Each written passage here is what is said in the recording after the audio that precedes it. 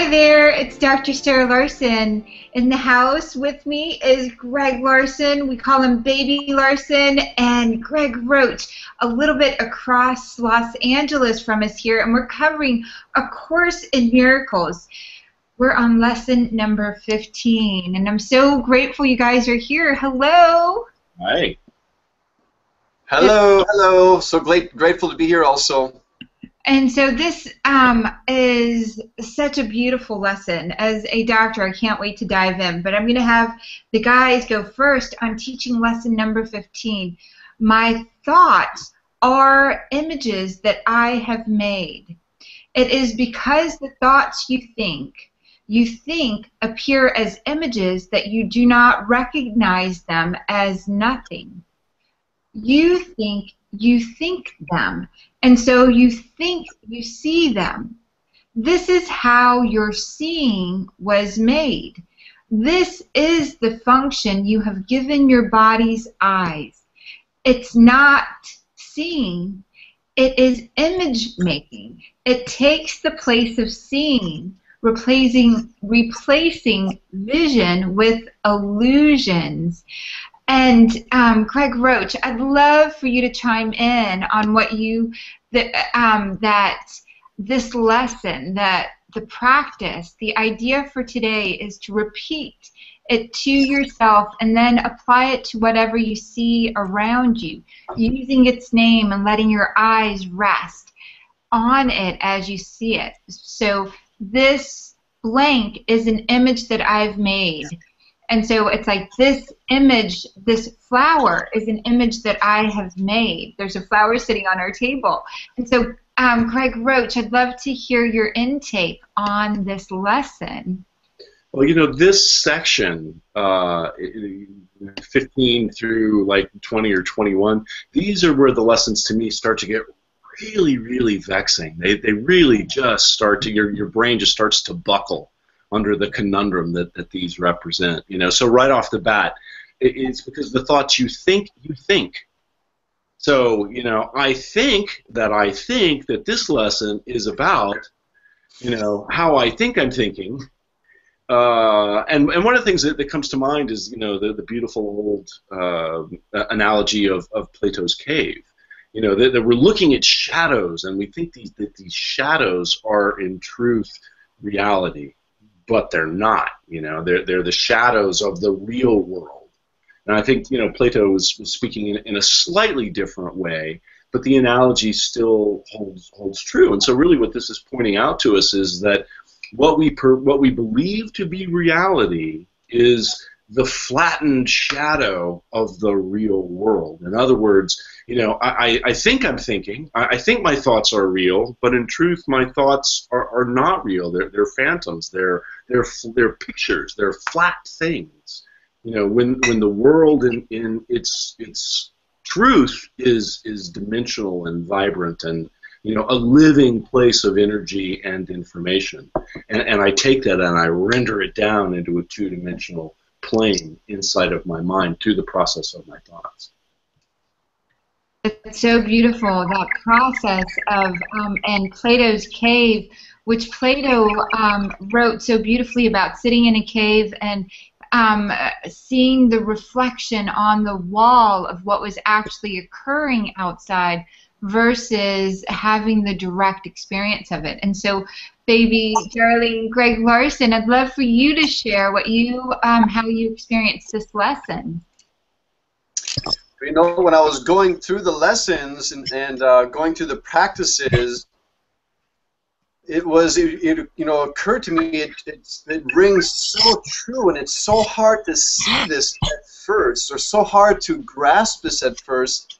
But when you start putting into practice what it's asking you to do, it's really easy to see that so much of our thoughts are about what's happened or what's gonna happen or what I'm thinking is happening right now, and all of that, there's images associated with it. When you think about the past, your mind is creating images to go with every one of those thoughts. And when you're thinking about the future, your mind is creating images to go with every one of those thoughts. And it's so powerful how and all those thoughts are, you know, conditioned from the past, conditioned from all this meaning we're giving it. And so until you wake up, we think that this is reality, and it's such a powerful one, because it's not only our thoughts about reality, but it's these thoughts with these powerful images about it. So it's so easy to see how we can be completely fooled, completely taken over by what our mind is thinking, because the thoughts and the images that it's creating around those thoughts are so real. They can make us cry, they can make us angry, they can make us sad, they can make us, somber, all these things. They can make us excited, and there's no real reality in them. They're all just illusions floating around in our head, and we're having this total illusionary experience because we're totally absorbed in these thoughts and the images that those thoughts are creating. And I love here how a little bit further down in the second paragraph it says, as you start to embrace this, you will begin to understand it when you have seen the little edges of light around the familiar objects which you see now. And so that's what spiritual practices allow us to do. They allow us to kind of step back just even momentarily and see, wow, you can see the light behind what we're looking at, which is so narrow. And it's when we start to see that light that this illusion that these thoughts have, as the spell that we're under, begins to break down.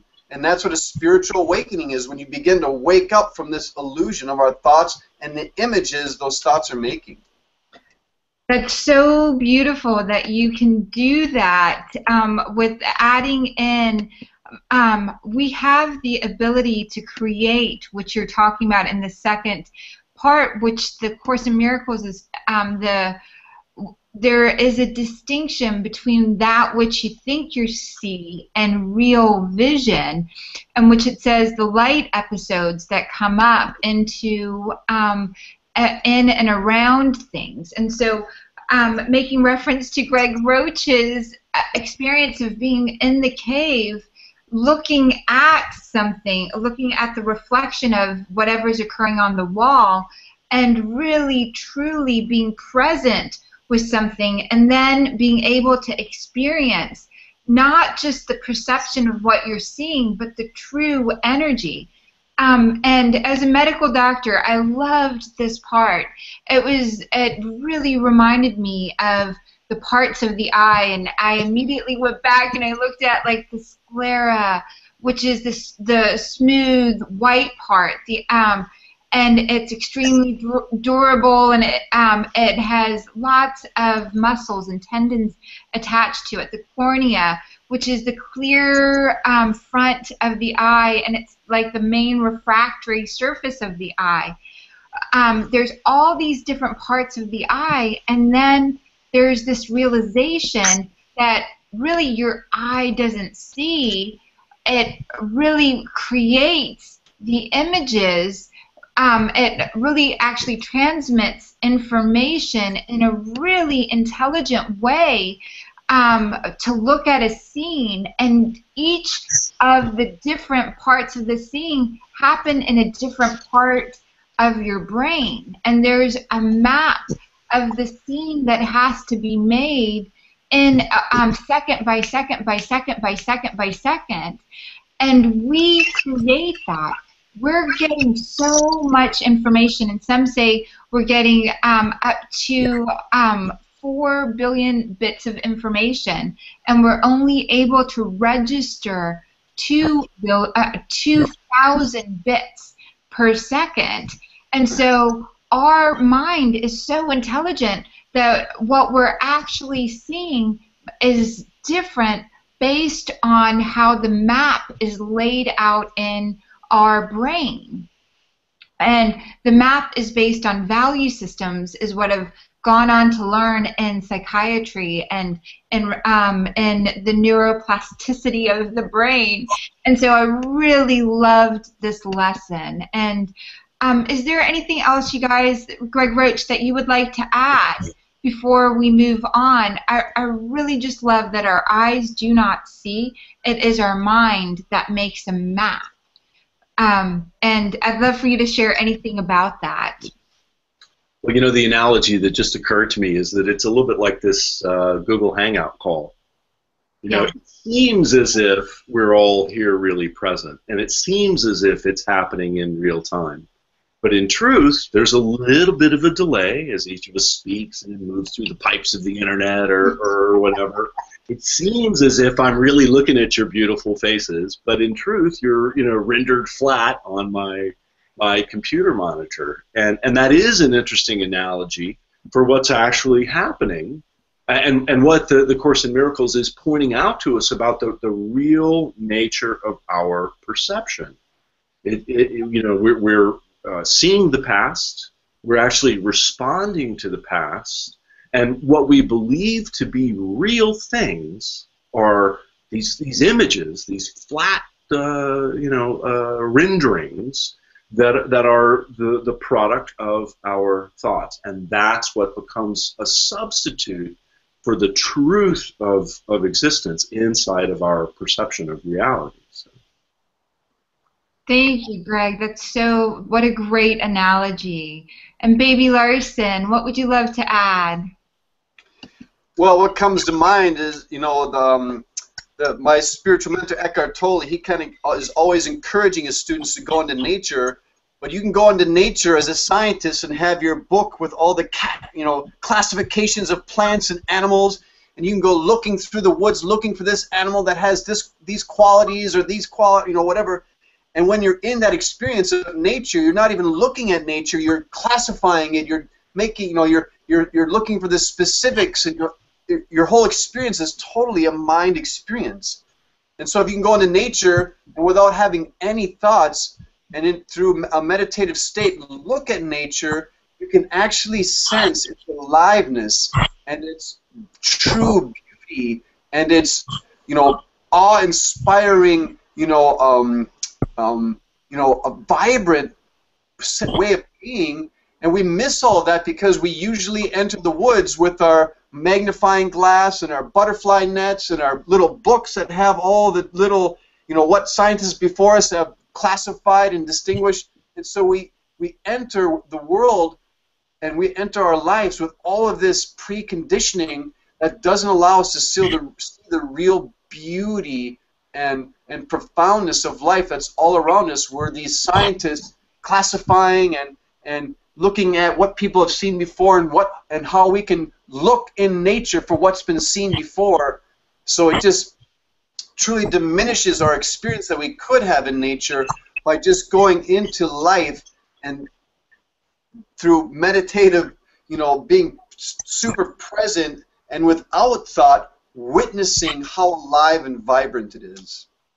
I think that's such a beautiful point that the Course, thank you, that the Course makes early on, and it really calls vision or salvation, and the Course quite often refers to Christ's vision, and I like, just for religious reasons, and so it's not mixed up with any religion, in my mind, changed the word to potential's vision, or the Christ consciousness, the consciousness's vision. So salvation or vision, actual true possibility vision, spiritual sight, those are words for the right-mindedness that looks upon the real world.